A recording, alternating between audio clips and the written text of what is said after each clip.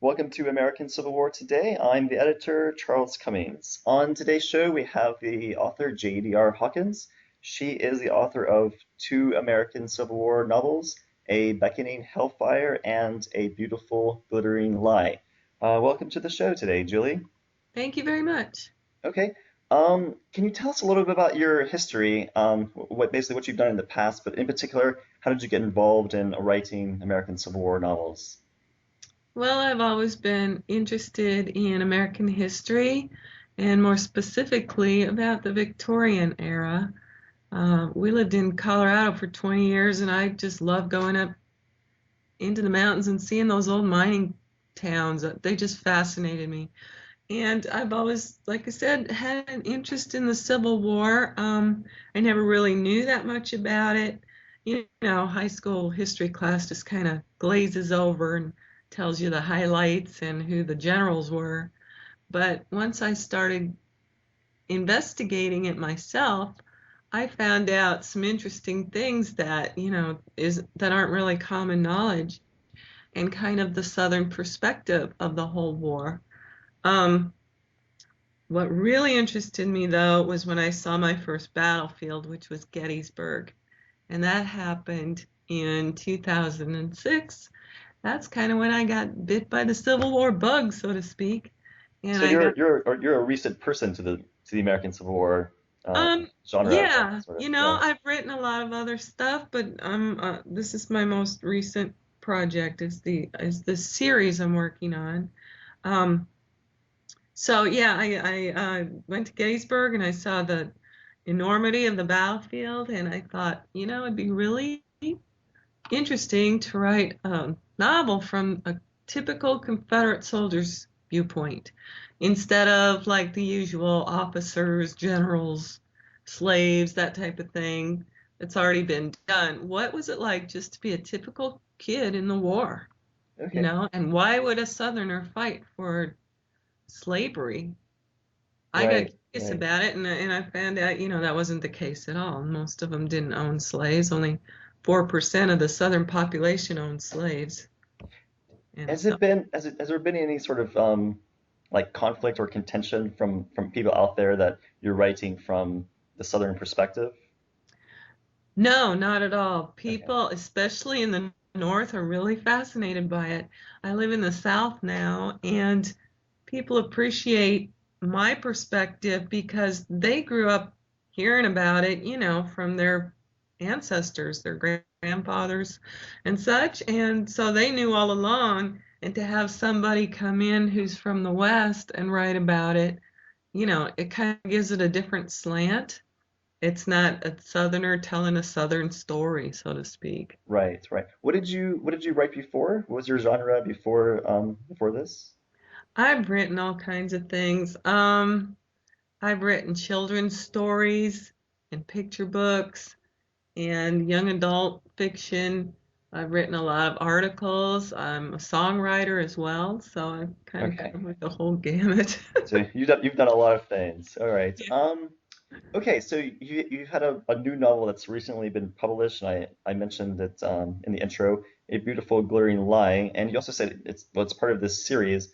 Why don't you tell us a little bit about this series and the maybe the idea behind it, and then more specifically about the new novel that's just been published? Okay. Well, the series is titled the Renegade Series after one of the characters in the books.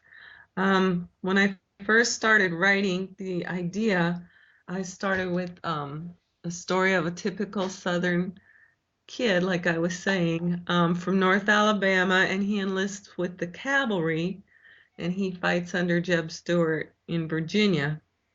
And that book is called A Beckoning Hellfire. That was the first novel I wrote. From there, the story just kind of wrote itself. That happens a lot with authors. The story just kind of keeps going. And so I wrote two sequels. And then I went back and wrote the prequel, which is A Beautiful Glittering Lie. And that was just published this spring. And so the most recent book, A Beautiful Glittering Lie, tells the story of the same family from North Alabama, the Summers family. And it's more about the father, Hiram Summers, why he enlists.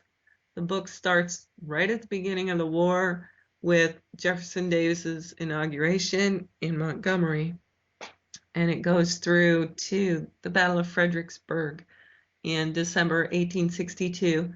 And that the next book, A Beckoning Hellfire, takes up right where that one leaves off. So it's a continuing story about this family. And the first book is about Hiram. Like I said, it's also about the son, David, and how he wants to go with his father off to war just for the excitement of it mostly. But his father convinces him to stay on the farm and take care of his mother and his two younger sisters. So reluctantly he agrees, but in the meantime, he and his best friend find ways to get into trouble because um, the Yankees are invading nearby Huntsville, Alabama. Right, right. So Um, the second book of Beckoning Hellfire is more David's story. okay. How old was how old was David when he went off to war then? He just turns 18. Okay. Wow. Wow. So Okay. Wait, mhm. so you said all four books have already been written? Is that correct? They have, but only the first two have been published. Ah, okay. That explains it. That explains it. Yeah, I'm Um, doing things backwards. okay. So the first, okay, book two in the series was A Beckoning Hellfire. Yeah. And then book one, was A Beautiful Galurian Lie. Like, as far Uh-huh. as your thought process went, did you, so I assumed you had the idea for book two before book one. Yeah, book two was the beginning of it Okay. all, and then I wrote two sequels and went back and wrote the prequel, which has just been published. Right. Okay. Okay.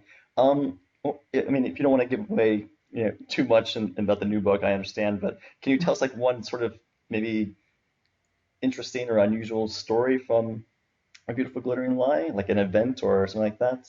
Sure. Like I said, it's about this family from Huntsville. They're fictitious, but everything that happens around them, all the people they come in contact with are based on actual people, you know. Um, the book itself is based on one of the soldiers' journals that he kept while he was fighting. My main character, Hiram Summers, enlists with the 4th Alabama Infantry Regiment. And so the book is based on one of the soldiers who actually fought with that regiment.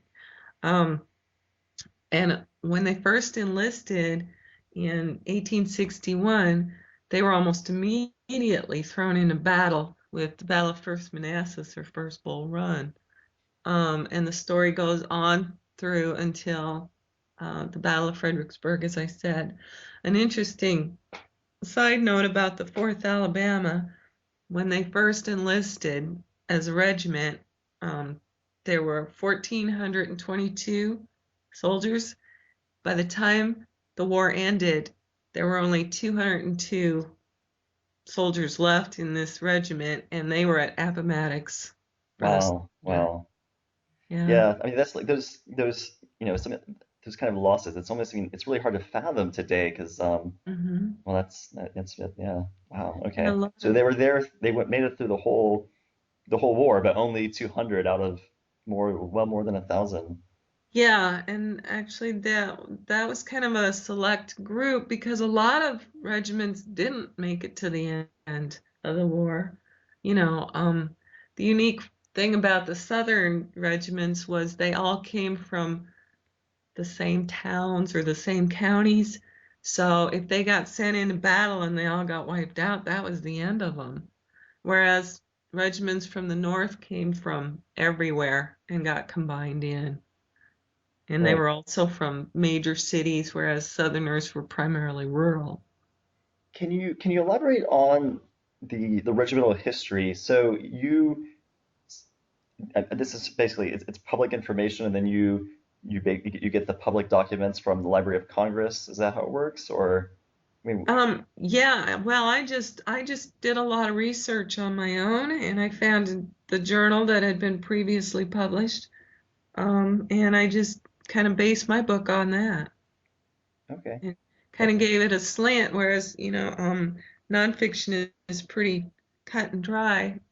The thing I like about writing novels is it gives you a lot more freedom to interject dialogue and things like that to make the characters more realistic, in Okay. my opinion. In the novels are all the you could say like events and locations are they all historical places that actually Yes. okay. Hmm. Okay. So what's fiction is the dialogue and some of the characters, is that correct? Yes. Okay. Yes. But a Okay. lot of the characters actually existed too. Right. Even minor characters, not just the generals. Right. Okay. Okay, well, why don't you take a couple of minutes to tell us about your future plans? Maybe you mentioned the two other books or something else as well. Yeah, I have the two other sequels yet to publish. And I just completed a nonfiction book about the Civil War that I'm shopping around. And I'm going to write a book about, well, it's kind of like a memoir about my relationship with my father. And he just recently passed away. So I want to write about something that was very near and dear to his heart.